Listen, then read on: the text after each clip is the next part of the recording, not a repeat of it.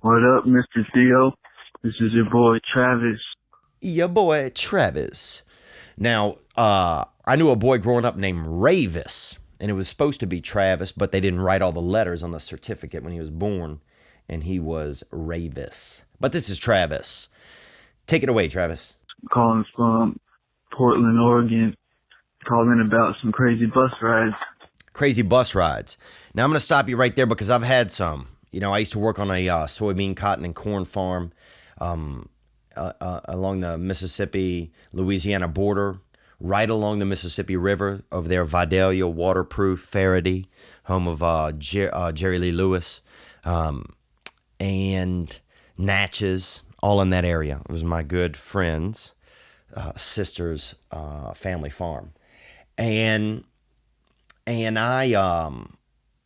that's where I met Slack Ronnie that almost cut off my leg too, if you want to go back and listen to that story. So dude, when I would bus ride, I would ride from down there in Louisiana where I lived up to the farm to work. And on that bus, man, they always had a lot of people. Here's who's on the bus. Children that are going between poor parents a lot of times are on the bus. Like a parent is like, okay, I'll send them to you. It's your weekend or your week or your summer with them. Here you go.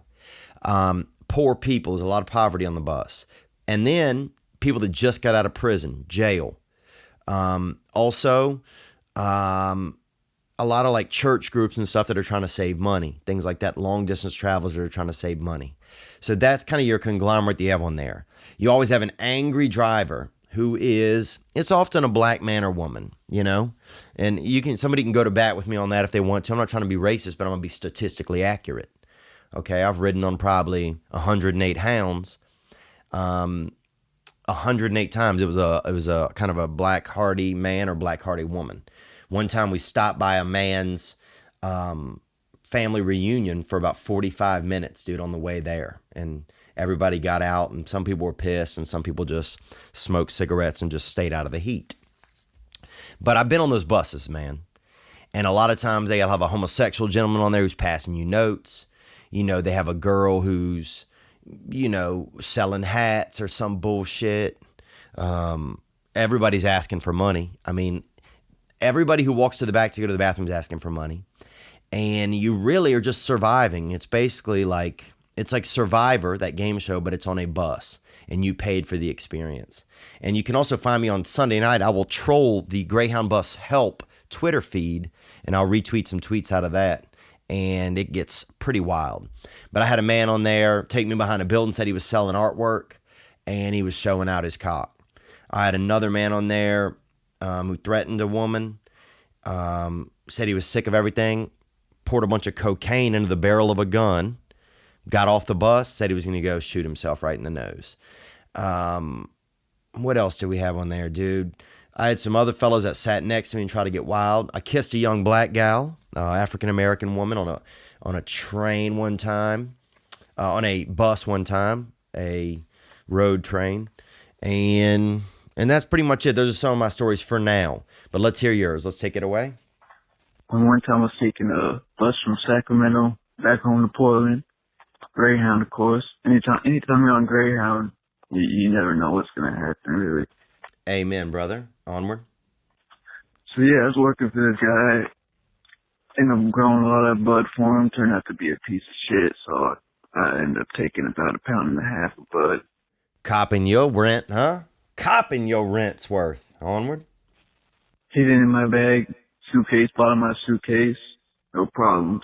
No canines, nothing. So we got no problems. We got about 1.5 pounds of weed on a Greyhound bus, leaving a job where you didn't feel like you were appreciated. Let's keep it savvy. Go.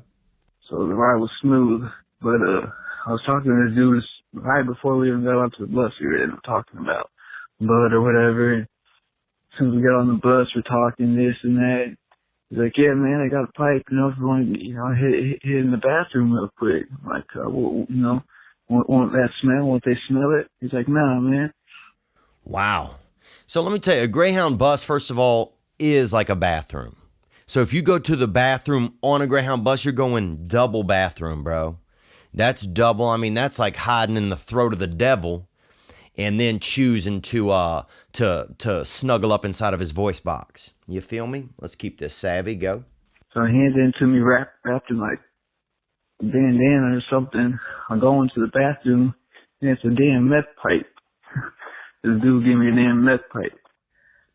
So he hitting you with that griddle. He trying to put you on that griddle, you know? He trying to have you grill yourself. What'd you do here? Let's hear it. I was kind of tripping. I was like, oh, I thought this dude was talking about weed. I hit the pipe and... Okay. So you hit the pipe anyway, bruh. Look, dude, I respect it. You know, you're out there in the game. You got to, you know, if they put you in the game, sometimes you got to dribble the ball, you know? So you're on a... But here's my question is, you had 1.5 pounds of weed hidden. You know, they gave you the meth pipe. Do you have to hit? Couldn't you have just smoked a little bit of that weed? That's kind of what's wild to me about it. But let's hear it up. Sorry, go on. I was kind of tripping. I was like, oh, I thought this dude was talking about weed. I hit the pipe, and long story short, didn't sleep the whole damn ride. And this dude, you know, he was just going back and forth, crazy stories. And anyways, man, I don't know. It was a pretty cool experience, you know. Okay. So there you go. That was a bus experience that he had navigating the nation's roadways via auto bus. And I wonder, man, it's, you know, you get that, you know, it's one thing that's funny, and I'm going to relate to you here, and I appreciate the call, man. I do appreciate you calling and sharing. I've never been on the methamphetamines or even taken a surprise hit of it. I have a family member who smoked some meth one time and went rock climbing and actually ended up climbing their way up to a nudist colony where she and her boyfriend stayed up there and had lunch with the locals. But that was out in Arizona, outside of Tucson, I believe.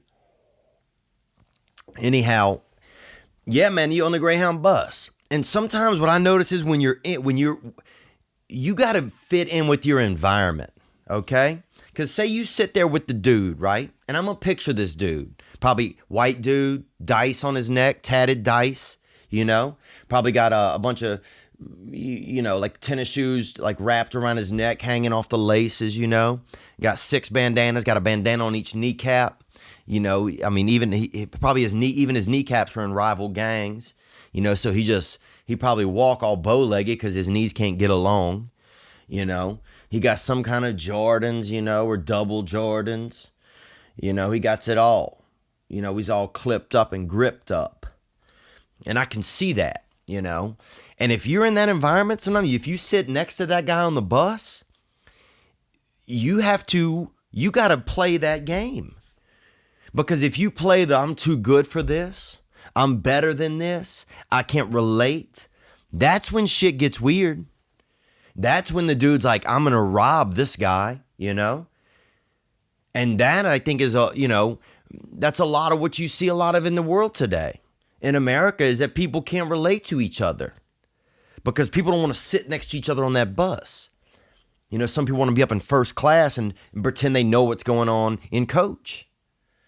You know, or vice versa. And so I think if you're on that Greyhound bus, you got to get in sometimes where you don't fit in. Because you got to get to where you're going. That, you know, sometimes the means justify the end. You know? Or the end justifies the means. I don't know what it is, bro. I might be metaphorically dyslexic.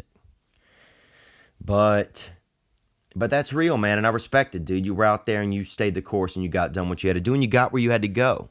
And you caught an experience, and that's the thing. You know, I'll be on the Greyhound sometimes, and if them boys start hitting on me, them sugar boys, I'll let them hit. I'll stand in the batter's box, okay? If they hitting on me, I'll stand in the batter's box.